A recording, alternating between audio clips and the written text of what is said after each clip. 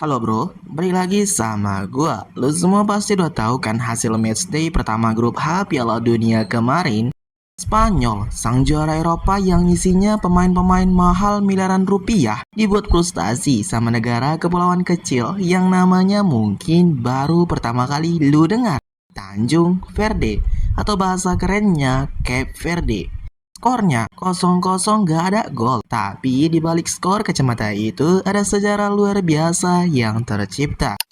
Hari ini kita bakal bedah habis mulai dari gimana negara sekecil ini bisa lolos ke Piala Dunia, sedangkan negara kita Indonesia belum beruntung. Sampai kisah heroik kiper Uzur berumur 40 tahun yang mendadak jadi pahlawan bangsa. Yuk kita obrolin santai, siapkan cemilan, sediakan kopi, tempatkan nyaman, cekidot, kita mulai. Siapa sih Tanjung Verde? Pertama-tama kita kenalin dulu nih sama Tanjung Verde. Ini adalah negara kepulauan di lepas pantai barat Afrika. Penduduknya cuma sekitar 500 ribuan jiwa bro. Lebih dikit dari jumlah penduduk satu kecamatan di Jakarta atau Surabaya. Dan gokilnya, tahun 2026 ini adalah debut pertama kali mereka sepanjang sejarah di panggung Piala Dunia. Nah, pasti banyak yang nanya, Bang, kok negara sekecil itu bisa lolos kualifikasi sedangkan Indonesia yang penduduknya 270 juta jiwa nggak lolos? ya ndak tahu kok tanya saya.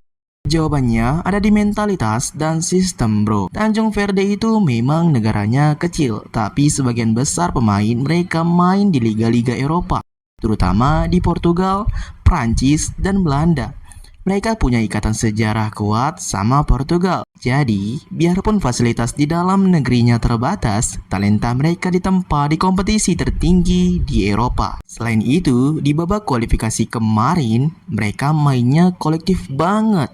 Gak ngandelin satu bintang, total kemenangan yang mereka raih selama fase kualifikasi zona Afrika kemarin benar-benar efektif. Mereka berhasil nyuri poin dari tim-tim besar Afrika lewat pertahanan grendel dan serangan balik. Berbeda sama kita di Indonesia yang secara liga domestik dan pembinaan pemain mudanya masih dalam proses mengejar ketertinggalan. Tapi nggak apa, kita tetap dukung Garuda.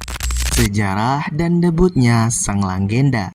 Sekarang kita masuk ke menu utamanya. Sosok yang bikin pemain Spanyol pulang sambil garuk-garuk kepala. Namanya Josimar Diaz, atau akrab dipanggil Fozinha. Lo harus tahu sejarahnya bro. Fozinha ini lahir dari keluarga yang sangat-sangat sederhana di Mindelo, Tanjung Verde. Dia bukan lahir dari keluarga kaya raya yang punya akses ke akademi mewah. Dia memulai karir sepak bolanya benar-benar dari bawah, dari klub lokal namanya Mindlense. Debut profesional pertamanya di luar negeri itu terjadi waktu dia merantau ke Anzola, main buat klub bernama Progresso do Sambizanga, sebelum akhirnya dia melanglang buana ke Liga Portugal, Siprus, bahkan sampai ke Liga Slovakia. Dia ngerasain semua pahit manisnya jadi pemain semenjana di Eropa. Gak ada kemewahan, gak ada gaji ratusan ribu euro per minggu kayak pemain Spanyol. Dia murni bertahan hidup dari sepak bola. Kenapa di umur 40 tahun masih mau main? Banyak orang nanya, di umur 40 tahun di saat kiper-kiper seangkatannya udah pada pensiun jadi pelatih, atau malah asyik nikmatin masa tua di rumah, kenapa Fozinha masih mau berjibaku di lapangan hijau? Apakah dia nggak mampu secara finansial? Sebenarnya dari karir panjangnya di Eropa, finansial Fozinha udah bilang cukup dan mapan untuk ukuran orang Tanjung Verde. Tapi alasannya bertahan itu jauh lebih dalam dari sekedar uang bro. Ini soal cinta dan utang budi. Fozinha pernah bilang kalau impian terbesar dalam hidupnya sebelum dia gantung sepatu adalah melihat bendera negaranya berkibar di Piala Dunia. Dia ngerasa punya tanggung jawab moral sebagai pemain paling senior buat bimbing adik-adiknya. Dan takdir memang adil bro. Di senja karirnya ini, dia justru berhasil bawa negaranya lolos. Dan dia nggak mau ngelewatin satu detik pun momen berharga ini cuman dari bangku cadangan. Aksi gila Fozinha.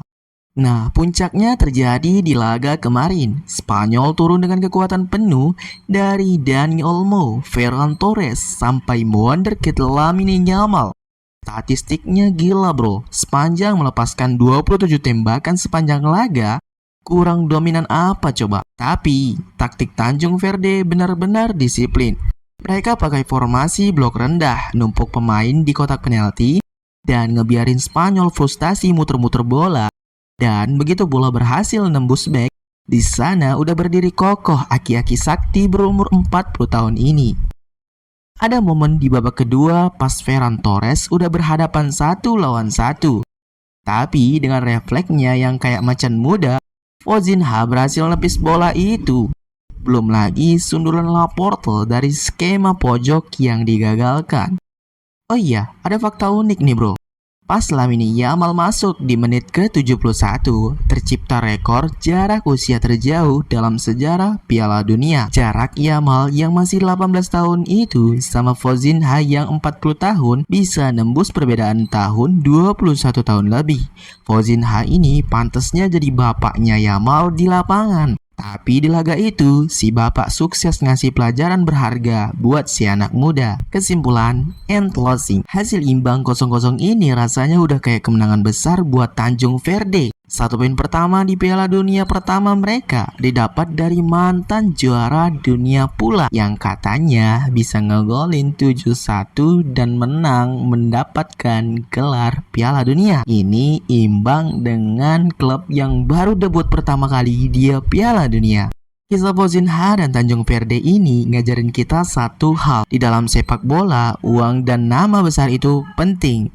Tapi kerja keras, kedisiplinan, dan cinta yang tulus buat negara bisa meruntuhkan prediksi di atas kertas. Kira-kira menurut lu Tanjung Verde bisa lolos dari fase grup nggak nih? Tulis pendapat lu di kolom komentar. Jangan lupa like, share, dan subscribe biar kita bisa nongkrong dan bahas konten bola seru lainnya. Gua pamit, jangan sedih, ciao.